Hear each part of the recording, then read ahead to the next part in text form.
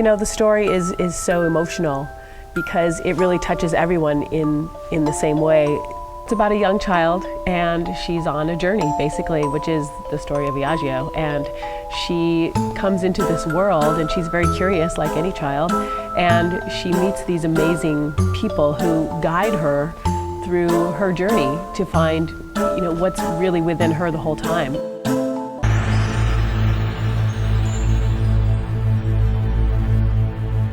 The use of puppetry and masks, which is an age-old art form, of course, that stems from the Commedia, but how we integrate that into the characters who develop through the show, telling a story that is really quite inspiring. And it's an art form that audiences connect to. They've seen it for years. They've seen stories told this way, and every time it results in a standing ovation. So we know we're touching people.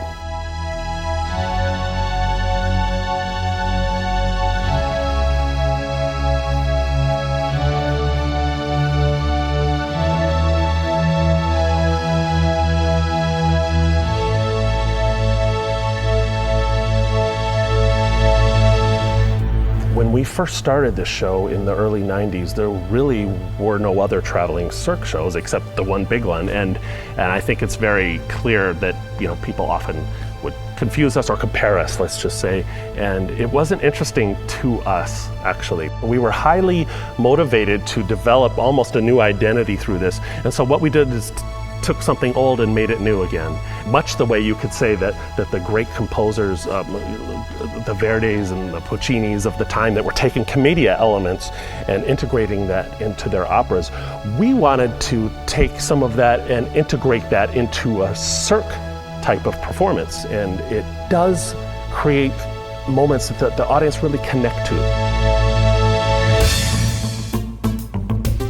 What attracted me to Il CiRCo was basically that there's many CiRCo style shows out there, but the Commedia dell'arte twist was really unique. And it seemed like something that I could pitch in a whole new way.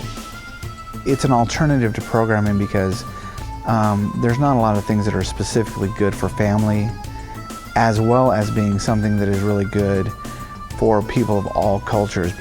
The house was full both times, people from age 2 all the way up to in their 90s. Our show was packed. We did 5 performances of it, I believe.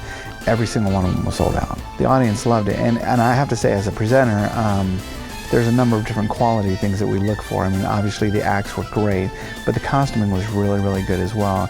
And how the pace of the show actually moved was really good as well.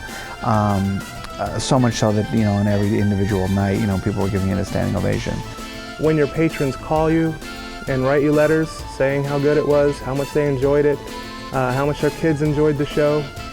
And then at the end of the show, when you actually look into your house and you've just purchased this show and you see that every one of your patrons is standing up and clapping, that's where the show works. It is a testament to the quality of the show, the fact that we have basically a waiting list to be in the show. We audition at least once a year around the entire United States, always otherwise on the lookout as well for someone we might see somewhere, whether it's at a CiRCo competition in Europe or elsewhere, to find the best talent that's out there for our show. My name is Evgeny. Ivan Flores. Dino Dos Santos. Nikolai Melnik. Dylan. Sveta. Tanya Sinchikhina. And where are you from? Russia. Yeah, what act are you going to be doing? Hand balancing, Russian swing, maybe trampoline. Any new challenges with this show? I think so. I mean, the Russian swing, which is one of the highlights of the show, is probably going to be the most exciting to watch. I'm originally from Central Mexico, Guadalajara. I've been doing, like, say, gymnastics since I was 6. I stopped competing in '95 and been doing showbiz since then. Where are you guys from? Russian. Originally? Yes. Moscow. Yes, I come to America. I worked before like flight trapeze actor. So now me and my partner Nikolai work together very hard. My background is CiRCo school. I did everything, you know. Chinese pools, high bar, Russian swings, right. Teeterboard act. Hand balance. Hand balancing, right. Hand balancing act. It's a very positive message that I think is really important, especially in this time of day. It's got that goosebumping moment at the end, which people, I think, love to have that experience, that escape in the theater. And it's a real happy show.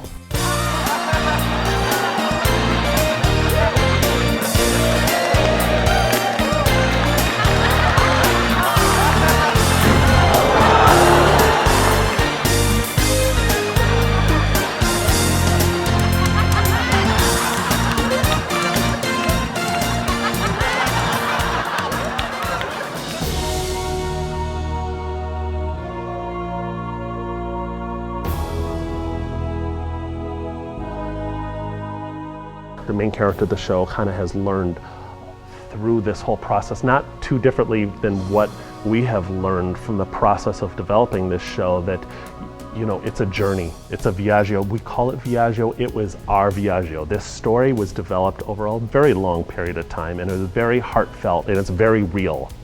It's the relationship of the people in your life and the people that you meet along your life journey that make it so special and wonderful, and you learn things about yourself from these other people. And in the show, it's these other characters that she meets along the way that really make her grow inside and teach her about herself. And at the end, she, you know, becomes this new person from what she has learned from meeting these amazing people in the show.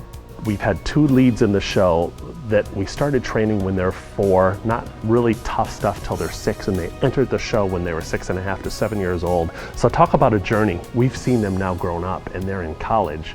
And like the story of the show, we have come full circle. We have, in every sense of the word, become a family, which is very, very wonderful personal journey we've been on with the show.